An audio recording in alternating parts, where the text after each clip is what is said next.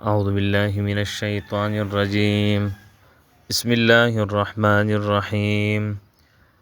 یا بنی اسرائیل اے اولاد یعقوب علیہ السلام اذکروا یاد کئ نعمتی التی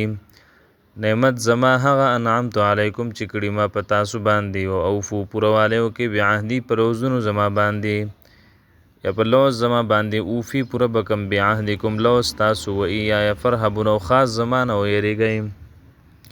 و آمینو ایمان راوړی بما په هغه څه انزلتو چې را لیږلي مونږه مصدقا تصدیق کوونکې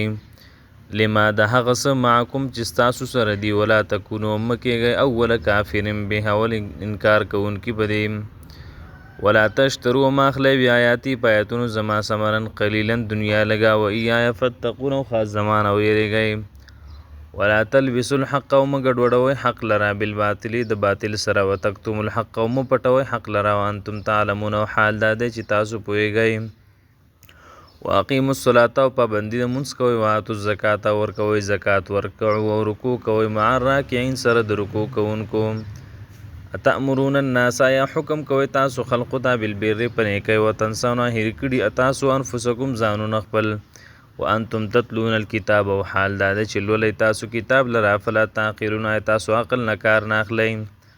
واستعینوا امداد طلب کوئ د الله نه بالصبر په صبر سره او صلات په منځ سره و انها یقینا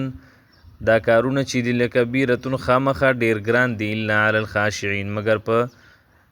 خاشعینو باندې مگر په پرهیزګارو باندې ګران نه دي